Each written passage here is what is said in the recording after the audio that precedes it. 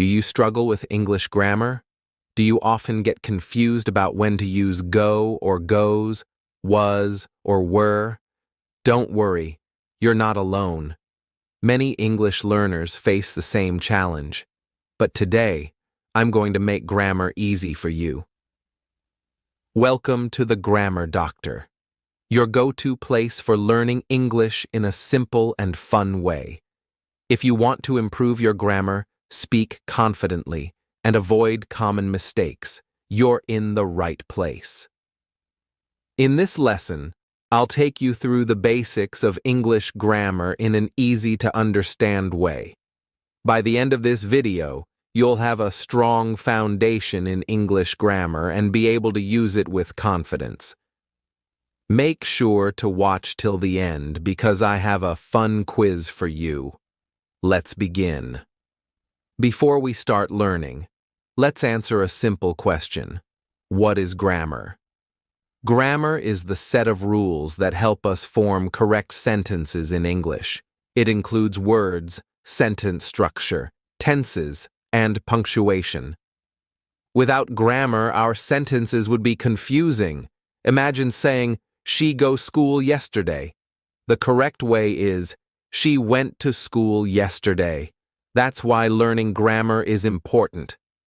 To understand English grammar, you need to know the 8 parts of speech. These are the building blocks of English sentences. Nouns are names of people, places, or things, such as John, London, or book. Pronouns replace nouns, like he, she, they, and it. Verbs are action words, such as run, write, eat, and talk. Adjectives describe nouns, for example, beautiful, big, small, and fast. Adverbs describe verbs like quickly, slowly, and happily. Prepositions show direction, place, or time, such as on, in, under, before, and after.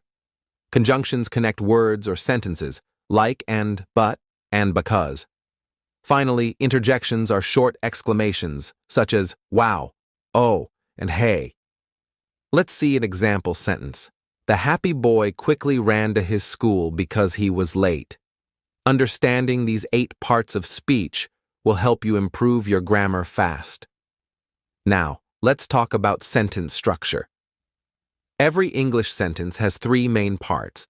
The subject tells us who or what the sentence is about, such as John, the cat, we, or they. The verb describes an action or state of being, like is, run, talk, or eat. The object receives the action, such as a book, the cake, or a message. For example, in the sentence, John is reading a book, John is the subject, is reading is the verb, and a book is the object. Another example is, she loves music. A complete sentence must have these 3 parts. Without them, your sentence is incomplete. Tenses tell us when an action happens, past, present, or future. The past tense describes something that happened before. For example, yesterday I watched a movie. The present tense describes something happening now, like I am watching a video. The future tense describes something that will happen later, such as tomorrow I will watch a movie. Tenses are very important in English grammar.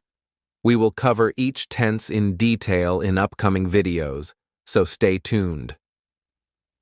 Let's talk about some common mistakes that English learners make and how to correct them. Many learners say, she go to school every day. The correct sentence is, she goes to school every day. Another mistake is, I didn't went to the party. The correct sentence is, I didn't go to the party. Similarly, he don't like coffee. Should be, he doesn't like coffee. By avoiding these mistakes, you will sound more fluent and confident. Now it's time for a quick quiz. Let's test what you've learned today. Answer in the comments. Which of these is a verb? A, slowly. B, jump. C, happy. What is the correct sentence?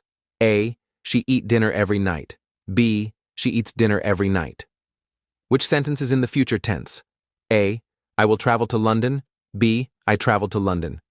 Comment your answers below. I'll check them and reply. Great job today. You've learned the basics of English grammar, including parts of speech, sentence structure, tenses, and common mistakes. Keep practicing and soon you'll be speaking English fluently. Don't forget to like this video if you found it helpful. Subscribe to the Grammar Doctor for more English lessons, and turn on notifications so you never miss a new lesson. Do you ever wonder why English sentences work the way they do? Why do we say, she runs fast instead of she fast runs? The answer lies in the 8 parts of speech, the building blocks of English grammar. Welcome to the Grammar Doctor, where learning English is easy and fun. In today's lesson, we'll break down the 8 parts of speech, explain how they work, and give you simple examples so you can start using them correctly. By the end of this video, you'll have a clear understanding of each part of speech, and I'll even test you with a fun quiz at the end, so stick around. Every English word belongs to one of 8 categories based on how it functions in a sentence. These are nouns, pronouns, verbs, adjectives, adverbs, prepositions, conjunctions, and interjections. Nouns are the names of people, places, things, or even abstract ideas. For example, John, teacher, London, school, car, book, love, and happiness are all nouns. If we say, the dog is playing in the park, both dog and park are nouns because they name a thing and a place. Pronouns replace nouns to avoid repetition. Instead of saying, Sarah loves Sarah's dog, we say, she loves her dog. Common pronouns include I, you, he, she, it, we, they, subject pronouns, and me, him, her, us, them, object pronouns. Verbs, on the other hand, tell us what the subject is doing or experiencing. Action verbs include run, write, dance, and jump, while state verbs include is, am, are, was, and were. In the sentence, she writes a letter, the word writes is the verb. Adjectives describe nouns by giving details about their qualities, such as color, size, or characteristics. Words like red, big, beautiful, smart, and strong are adjectives. If we say, the tall girl is reading a new book, the words tall and new describe the girl and the book. Similarly, adverbs describe verbs, adjectives, or other adverbs, answering questions like how, when, where, or to what extent. For example, in she speaks fluently, the adverb fluently tells us how she speaks. Prepositions show the relationship between a noun or pronoun and another word in the sentence. They can indicate place, in, on, under, time, before, after, during, or direction, to, from, into. In the book is on the table, the word on tells us the book's position. Conjunctions connect words, phrases, or sentences. Common types include coordinating conjunctions like for and nor, but, or yet so, fanboys.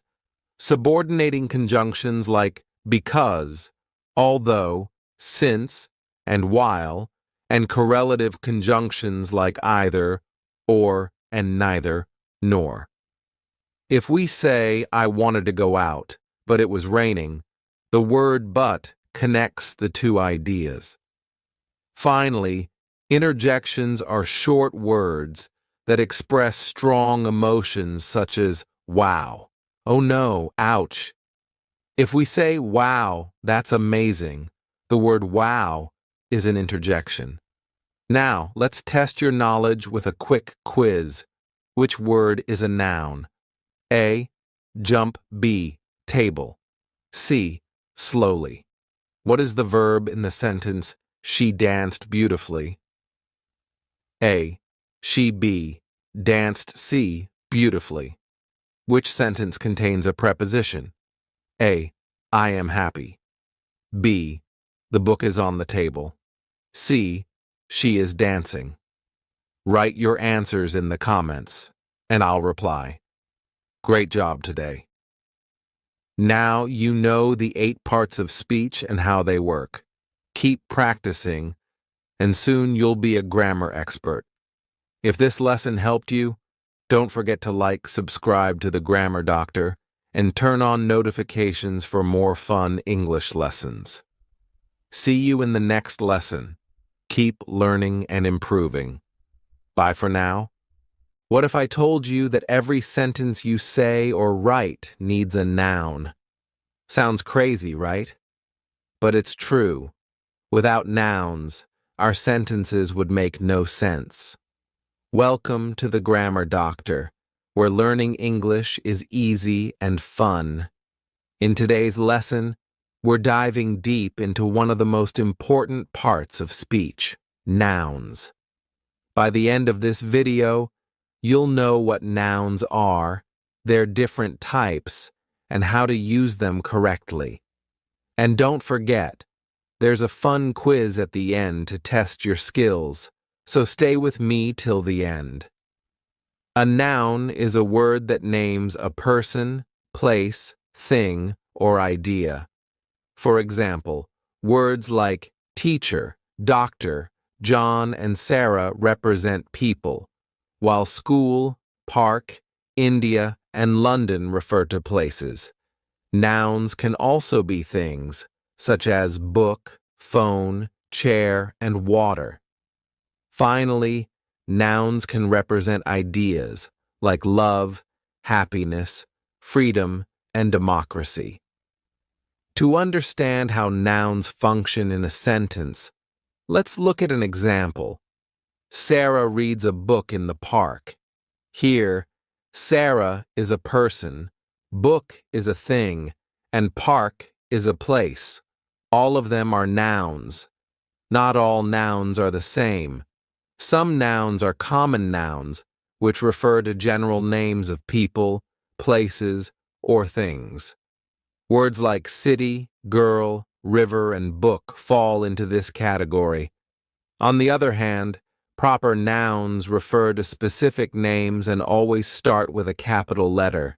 Examples include London, Sarah, Amazon River, and Harry Potter. For instance, in the sentence, I live in a city called New York, the word city is a common noun, while New York is a proper noun because it names a specific place. Nouns can also be divided into countable and uncountable nouns. Countable nouns are things that you can count, and they have singular and plural forms. Examples include apple, 1 apple, 2 apples, chair, and dog.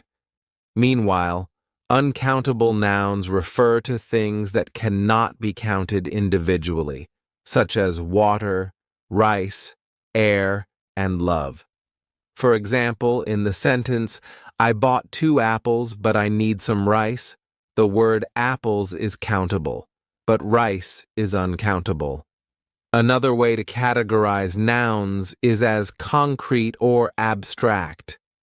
Concrete nouns refer to things you can see, touch, hear, smell, or taste, like table, music, perfume, and cake. Abstract nouns, on the other hand, represent things you cannot see or touch. These are emotions, qualities, or concepts, such as happiness, bravery, knowledge, and honesty. For example, in the sentence, she gave me a flower to show her love, the word flower is a concrete noun, while love is an abstract noun. Some nouns are called collective nouns because they refer to a group of people, animals, or things. For example, a team of players, a flock of birds, or a bunch of grapes are all collective nouns. In the sentence, "The jury is discussing the case," the word jury is a collective noun because it refers to a group of people acting as one unit. Most nouns have singular and plural forms. Regular plural nouns simply adds or "-es" to form the plural, such as dog, dogs, and book, books. However, some nouns have irregular plural forms like child, children, tooth, teeth, and man, men. For example, in the sentence, "One child is playing, but many children are running," the word child changes to children in the plural form. Nouns play different roles in sentences. They can be the subject, as in "the dog is barking." They can also be the object, like in "she bought a book." Nouns often appear with adjectives, as in "he has a beautiful house." Using nouns correctly helps create clear and meaningful sentences. Now it's time for a quick quiz. Let's see how much you've learned.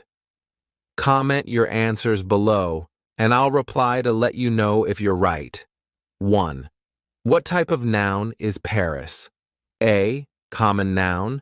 B. Proper noun. C. Abstract noun. 2. Which sentence contains a countable noun? A. I drank some water. B. She bought 2 apples. C. He feels happiness. 3. What is the plural form of child? A. Childs. B. Childs. C. Children. Great job today. Now you understand what nouns are, their different types, and how to use them correctly. Keep practicing, and soon you'll be speaking English fluently.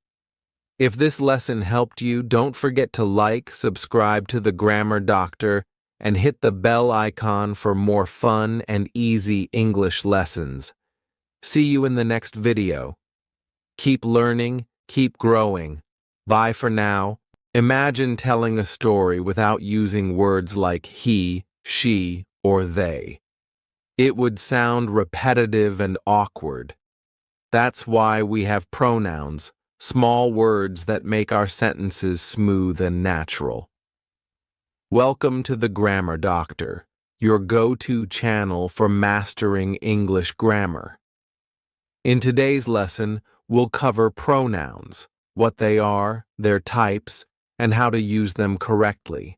And at the end, we have a fun quiz, so stick around till the end. A pronoun is a word that replaces a noun in a sentence.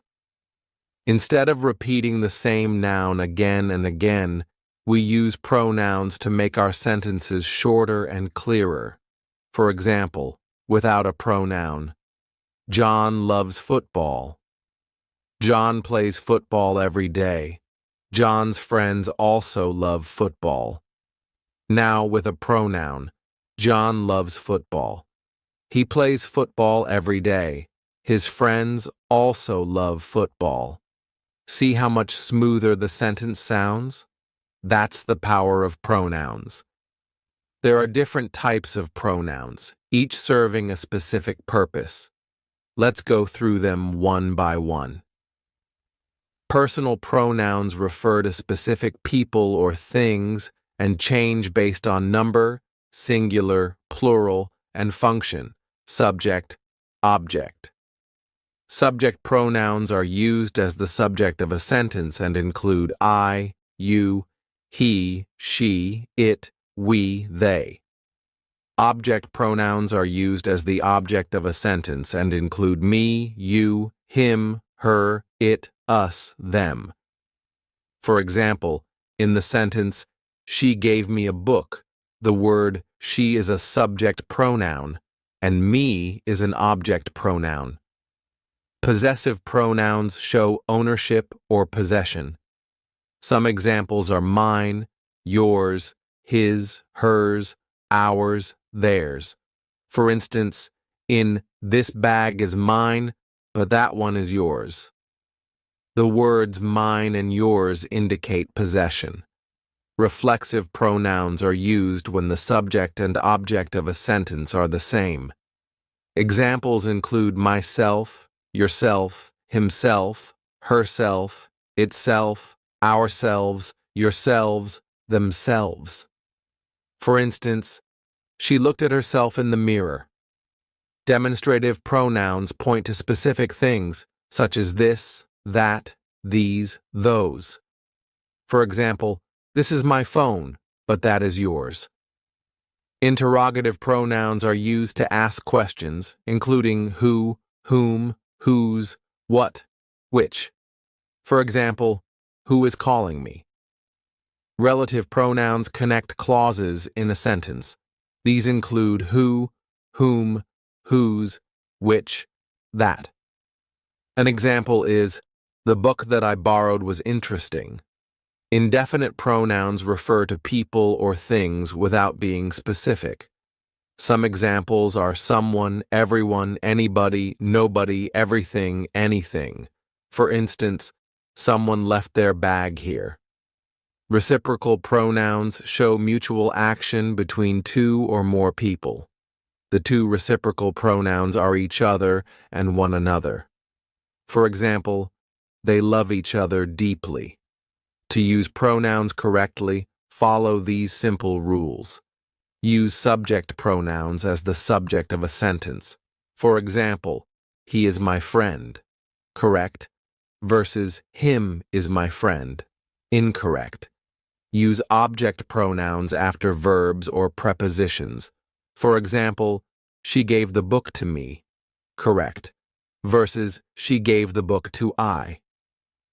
Incorrect. Use reflexive pronouns only when needed. For example, I hurt myself. Correct versus I hurt me. Incorrect.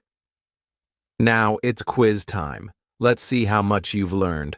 Answer in the comments. 1. Which sentence is correct? A. Me love English. B. I love English. 2. What type of pronoun is him? A. Subject pronoun. B. Object pronoun. 3. Fill in the blank. This pen is mine, but that one is I. Comment your answers below, and I'll reply to let you know if you're right. Great job today. Now you know what pronouns are, their types, and how to use them correctly. Keep practicing, and soon you'll be speaking fluently. If you found this lesson helpful, don't forget to like, subscribe, and hit the bell icon for more fun English lessons on The Grammar Doctor. See you in the next video. Keep learning, keep growing. Bye for now. Imagine trying to speak English without action words or descriptions. How would you say, I eat food, or the sky is blue? That's where verbs and adjectives come in. They bring sentences to life and make communication possible. Welcome to The Grammar Doctor, where we make English grammar easy. In today's lesson, we'll cover two powerful parts of speech, verbs and adjectives. By the end, you'll know how to use them correctly, and we'll have a fun quiz to test your skills, so stay till the end. A verb is an action word. It tells us what someone or something does, is, or feels. Some examples of verbs include action verbs like run, eat, write, dance, and jump.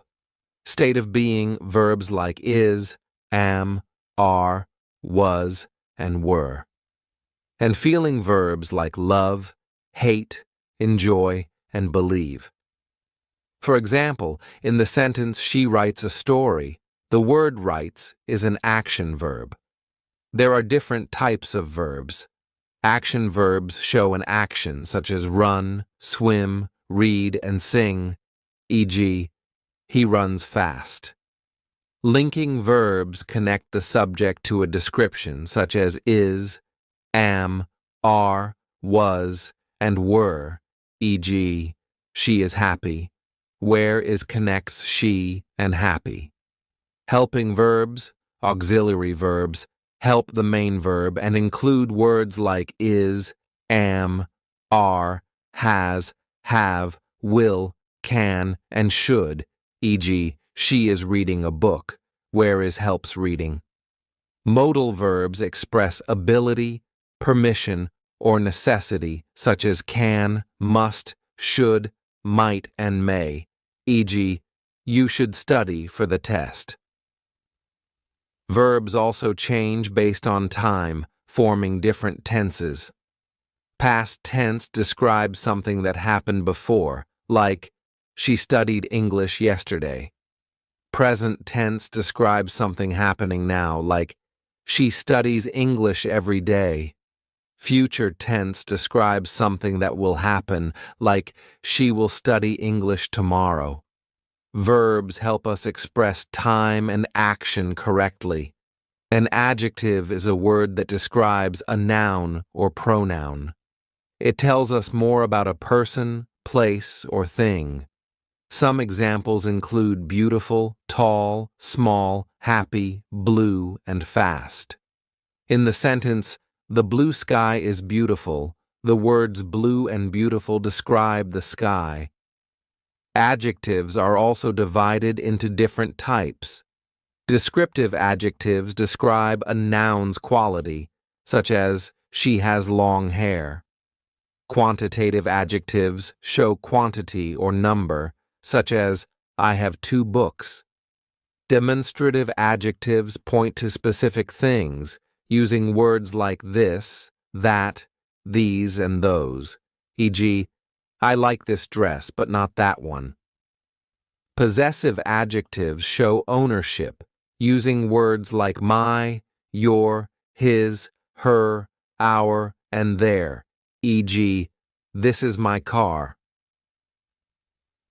Adjectives also help in making comparisons. Comparative adjectives compare 2 things, like bigger, faster, and taller, e.g., this book is better than that one.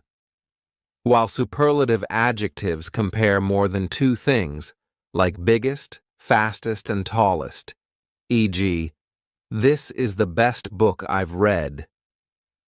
Verbs and adjectives work together to create clear and expressive sentences. Verbs show action, while adjectives describe the subject. For example, in the happy girl runs quickly, the adjective happy describes the girl, and the verb runs shows the action. Similarly, in he drives a fast car, the adjective fast describes the car, and the verb drives tells us what is happening. Now it's time for a quick quiz. Answer in the comments below. Which word is a verb? A. Beautiful. B. Runs. C. Happy. Fill in the blank. The dog is very bezumbreux. A. Jump. B. Small. C. Eat. What is the past tense of write? A. Writes. B. Wrote. C. Writing. Comment your answers below and I'll reply to let you know if you're right. Great job today. Now you know the power of verbs and adjectives, how they bring sentences to life. Keep practicing and soon you'll be speaking English with confidence. If you found this lesson helpful, don't forget to like, subscribe, and hit the bell icon for more grammar lessons on The Grammar Doctor. See you in the next video. Keep learning, keep growing. Bye for now. Imagine describing an action without saying how, when, or where it happens. Imagine giving directions without words like on, in, or under. That would be confusing, right? That's why we have adverbs and prepositions. They help us speak clearly and express ourselves better. Welcome to the Grammar Doctor, where we make English grammar simple and fun. Today, we're diving into two important parts of speech: adverbs and prepositions. Stick around till the end because we have a quick quiz to test your skills. An adverb is a word that modifies a verb, an adjective, or another adverb. It tells us how, when, where, or to what extent something happens. For example, in the sentence, "She sings beautifully," the word beautifully describes how she sings. In "He arrived early," the word early tells us when he arrived.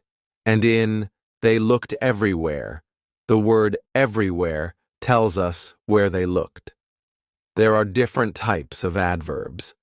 Adverbs of manner describe how something happens, such as quickly, slowly, happily, badly. Example: she speaks fluently. Adverbs of time tell us when something happens, such as yesterday, today, soon, now, later. Example: we will leave soon. Adverbs of place tell us where something happens, such as here, there, everywhere, outside, inside. Example: he looked everywhere for his keys. Adverbs of frequency tell us how often something happens, such as always, never, sometimes, often, rarely. Example: she always wakes up early. Lastly, adverbs of degree tell us to what extent something happens, such as very, to, almost, completely, extremely. Example: it's very cold today. A preposition is a word that shows the relationship between a noun or pronoun and another word in the sentence. It usually tells us about location, direction, time, or manner. For example, in "the book is on the table," the word "on" tells us the book's position. In "she went to the park," the word "to" shows direction. And in "we will meet after lunch," the word "after" tells us when something happens. There are different types of prepositions. Prepositions of place tell us where something happens, such as on, in, under, behind, between. Example: the cat is under the table. Prepositions of time tell us when something happens, such as at, on, in, before, after. Example: we will meet at 5 p.m. Prepositions of direction describe movement from one place to another, such as to, from, into, onto. Example: she walked to the store. Prepositions of manner describe how something happens, such as by, with, like, as. Example: he wrote the letter with a pen. Lastly, prepositions of cause and reason explain why something happens, such as because of, due to, thanks to. Example: he was late because of traffic. Adverbs and prepositions often work together to make sentences more detailed and meaningful. For example, she ran quickly, adverb, to the park, preposition. Or, they waited patiently, adverb, at the bus stop, preposition. You can see how adverbs describe actions, while prepositions show relationships. Now, let's test your knowledge with a quick quiz. 1. Which word is an adverb? A. Jump. B. Quickly. C. Behind to. Fill in the blank. The cat is prow the sofa. A. In B. Running. C. Happily. 3. What type of preposition is before? A. Preposition of time. B. Preposition of place. C. Preposition of manner. Comment your answers below and I'll reply to let you know if you're right. Great job today. Now you know the difference between adverbs and prepositions and how to use them correctly. Keep practicing, and soon you'll be using them like a pro. If you found this lesson helpful, don't forget to like, subscribe, and hit the bell icon for more grammar lessons on The Grammar Doctor. See you in the next video. Keep learning, keep growing. Bye for now. Imagine speaking without connecting your ideas. No and but or because.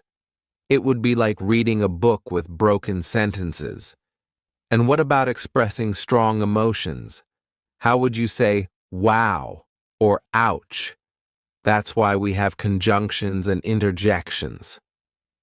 Welcome to the Grammar Doctor, where we make English grammar easy and fun. Today we're covering the last two parts of speech, conjunctions and interjections. Stick around till the end for a quick quiz to test your knowledge. A conjunction is a word that joins words, phrases, or sentences together. For example, in the sentence, I like tea and coffee, the word and connects two nouns. Another example is, she was tired, but she kept working, where but connects two sentences. There are three main types of conjunctions.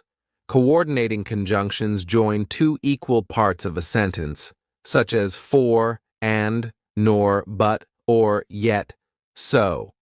Fanboys. An example is, I wanted to go out, but it was raining.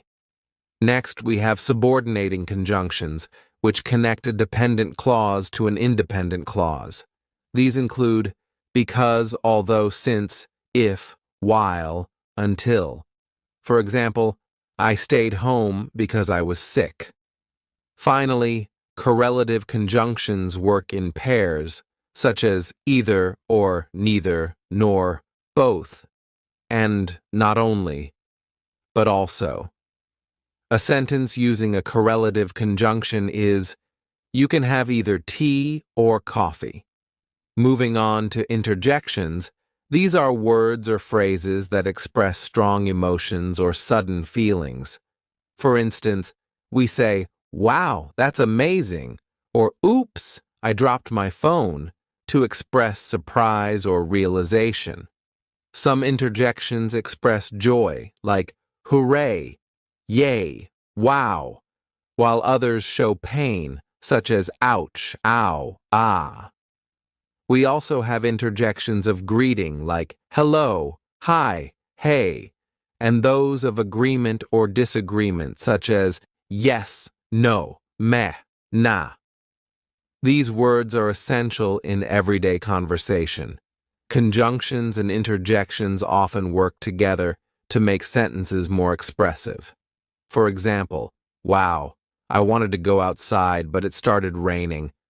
Another example is, oops, I forgot to bring my book, so I went back home.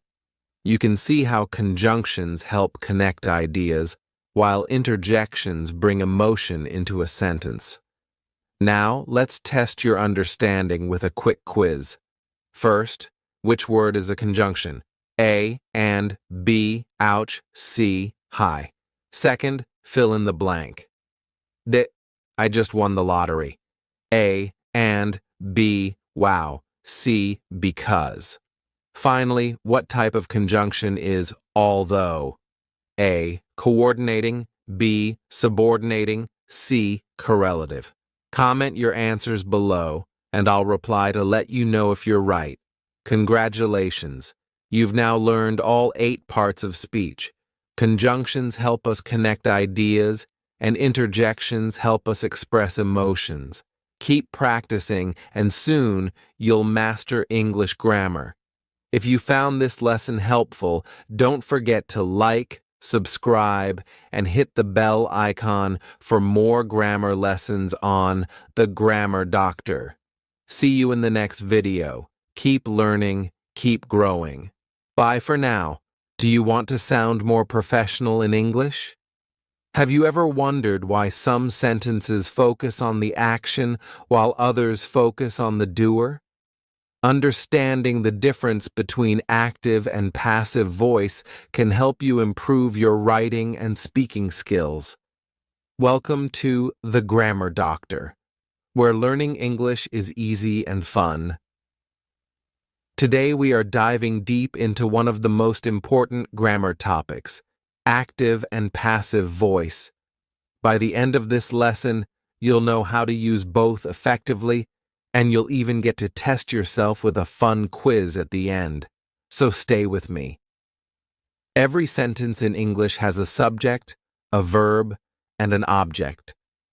The way we arrange these elements changes whether the sentence is in the active or passive voice. In active voice, the subject performs the action. In passive voice, the focus shifts to the object, and the doer of the action may be left out or mentioned later in the sentence. Let's look at an example. In the active voice, we say, "The chef cooked a delicious meal." Here, the chef is the subject, cooked is the verb, and a delicious meal is the object. But what if we want to focus on the meal rather than the chef? That's where the passive voice comes in. The sentence becomes, "A delicious meal was cooked by the chef." The object, a delicious meal, moves to the front, and we use the verb was cooked to show that the action happened to the meal. Active voice is generally more direct, strong, and engaging. That's why it's preferred in most writing, especially in storytelling, business communication, and casual conversations.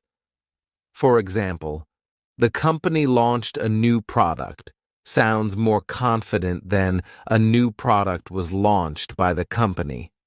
In academic writing, scientific reports, or formal documents, passive voice is often used to emphasize results rather than the person performing the action. For instance, "The experiment was conducted in a controlled environment" sounds more formal than "scientists conducted the experiment in a controlled environment." Passive voice is formed using a form of the verb to be, followed by the past participle of the main verb. Let's look at different tenses in both active and passive voice. In present simple, "the teacher explains the lesson" becomes, "the lesson is explained by the teacher." In past simple, "they built the house last year" changes to, "the house was built last year." For future simple, "she will complete the project soon" turns into, "the project will be completed soon." In present continuous, "they are painting the walls" becomes, "the walls are being painted." In past continuous, "the police were investigating the case" changes to, "the case was being investigated." In present perfect, "he has written a novel" turns into, "a novel has been written by him." In past perfect, "they had finished the assignment before the deadline" becomes, "the assignment had been finished before the deadline." There are situations where passive voice is more appropriate than active voice. If the doer of the action is unknown, unimportant, or obvious, passive voice is preferred. For example, "the window was broken" does not specify who broke it, but it conveys the necessary information. Similarly, in formal or professional settings, passive voice helps maintain a neutral tone. "Mistakes were made" sounds less accusatory than "you made mistakes." To make sentences more engaging, writers often avoid passive voice unless necessary. Instead of saying, "a mistake was made by the student," we can simply say, "the student made a mistake." This makes communication clearer and more direct. However, passive voice is useful when we want to be diplomatic, scientific, or emphasize the action rather than the subject. Let's put your knowledge to the test. Try answering these questions in the comments. Convert this active sentence into passive. The manager approved the new policy. Which sentence is in passive voice? A. The scientist discovered a new planet. B. A new planet was discovered by the scientist. Rewrite this passive sentence into active voice. The invitations were sent by the event organizers. Comment your answers below, and I'll reply to let you know if you got them right. Congratulations! Now you know how to use active and passive voice effectively. Keep practicing, and soon you'll be able to switch between them with ease. If you found this lesson helpful, don't forget to like, subscribe to the Grammar Doctor, and hit the bell icon so you never miss a lesson. Keep learning, keep growing, and see you in the next video. To dive deeper, practice rewriting more sentences in both active and passive voice. Try writing a short paragraph and changing it from active to passive, then back again. The more you practice, the easier it becomes. Also, look at newspapers, books, or articles and try to identify whether the sentences are in active or passive voice. This will help you become more aware of how both voices are used in real-life contexts. Remember, active voice is preferred in most situations, but knowing when to use passive voice effectively can enhance your writing and speaking skills. Keep experimenting with different sentence structures, and soon using both voices will feel natural and effortless. Happy learning! Do you ever wonder why we say, "she is eating" instead of "she eat"? Or why we say, "I went to school yesterday," but not, "I go to school yesterday"? The answer lies in tenses. Tenses are one of the most important parts of English grammar because they help us express time. Whether we're talking about the past, present, or future, tenses allow us to communicate clearly and accurately. If you want to speak English fluently, understanding tenses is a must.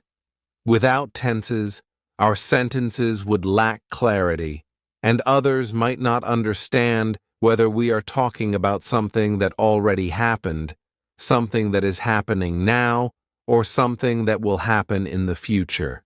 Every English sentence has a verb, and the verb changes based on the time of action. There are three main tenses in English: past, present, and future. Each of these tenses is further divided into four forms: simple, continuous, perfect, and perfect continuous, making a total of 12 tenses. Each of these forms has a specific use, and once you understand them, you'll be able to express yourself more naturally in English. These 12 tenses might seem difficult at first, but once you get familiar with them, you'll realize how they help you speak English more correctly.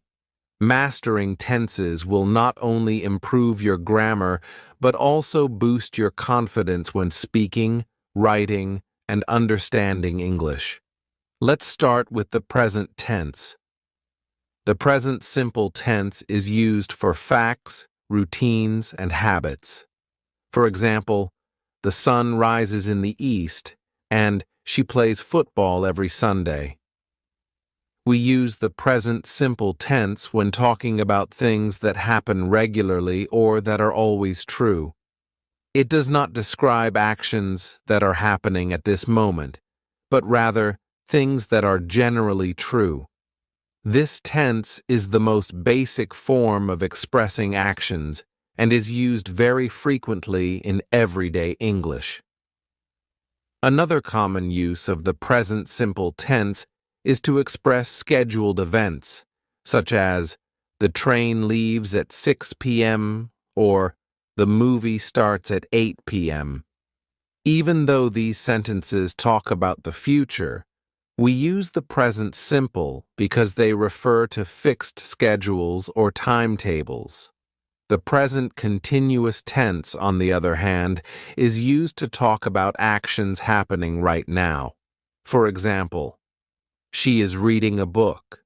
This tense is formed using the verb to be, am, is, are, followed by the main verb with ing. If someone asks, "What are you doing?"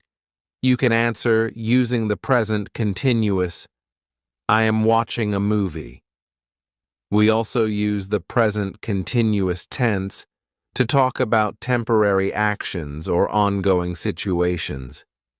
For example, "I am staying with my friend for a few days" means that my stay is temporary and will change soon. Additionally, this tense is used to talk about planned future actions, like, "I am meeting my friend tomorrow."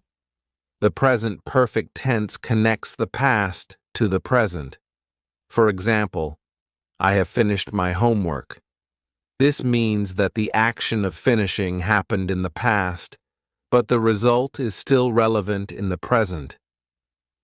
We often use this tense when talking about life experiences or things that have happened at some point before now. For example, "I have visited Paris" means that at some time in the past, I went to Paris, but the exact time is not mentioned. This tense is commonly used in conversations when people ask about experiences, such as, "Have you ever been to New York?" or "Have you ever tried sushi?" The present perfect continuous tense is used for actions that started in the past and are still happening. For example, "She has been studying for 3 hours." This tense emphasizes the duration of an action that began in the past and is continuing into the present. It helps express how long an action has been happening, usually with time expressions like for and since. For example, "I have been working here since 2015, or "He has been waiting for 2 hours. Now let's move on to the past tense. The past simple tense is used for completed actions in the past. For example, "He visited Paris last year." This means that the action of visiting Paris happened at a specific time in the past and is now over. This is one of the most commonly used tenses in storytelling. If you want to describe what happened in a movie or a book, you will mostly use the past simple tense.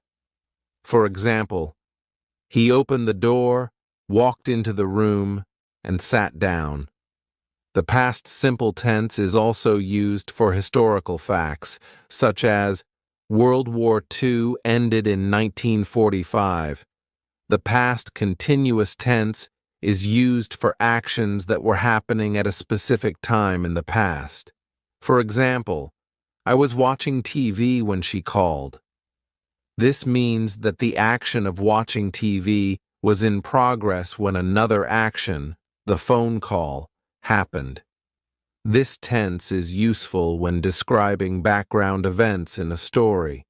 For example, "The wind was blowing and the children were playing in the park when it suddenly started to rain." The past perfect tense shows that one past action happened before another. For example, "She had already left when I arrived." This means that first she left and then I arrived. This tense helps us make the sequence of events clear. Without it, the meaning could be confusing. For example, "He had finished his dinner before I arrived" makes it clear that the dinner was completed before my arrival. The past perfect continuous tense is used for actions that were happening for a duration before another action in the past. For example, "He had been working at the company for 5 years before he got promoted." This emphasizes how long something had been happening before another past event took place. Finally, let's look at the future tense. The future simple tense is used for actions that will happen in the future. For example, I will call you tomorrow. This is the most common way to talk about future plans or intentions. The future continuous tense is used for actions that will be happening at a specific time in the future. For example, this time next week I will be traveling to London. This means that at a particular moment in the future, the action will be in progress. The future perfect tense shows that an action will be completed before a certain point in the future. For example, by next year, I will have finished my degree. This means that before the end of next year, the action of finishing my degree will be completed. The future perfect continuous tense is used for actions that will have been happening for a period of time before a future moment. For example, by the time you arrive, I will have been waiting for 2 hours. This tense focuses on the duration of an action up to a specific point in the future. Understanding tenses is essential for clear communication. Without them, we wouldn't be able to express when things happen. Imagine telling a story without tenses. It would be confusing for the listener to know if events happened yesterday, today, or in the future. Learning and practicing these tenses will help you speak and write English with confidence. The best way to master tenses is to practice them in real-life conversations. Try making sentences using different tenses. Listen to native speakers and pay attention to how they use tenses in everyday speech. You can also read books and watch movies in English to see how tenses are used naturally. Keep practicing, listen carefully, and soon you'll be using English tenses like a pro. Do you ever wonder how words come together to form clear and meaningful sentences? Why do we say, "She is reading a book," instead of "reading book she is"? The answer lies in the structure of a sentence. Understanding sentence structure is one of the most important aspects of mastering English. Whether you're speaking or writing, knowing how to arrange words correctly will make your communication clearer and more effective. Every sentence consists of different elements that work together to express a complete thought. The basic unit of any sentence is the subject and the predicate. The subject is the part that tells us who or what the sentence is about, while the predicate contains the verb and gives more information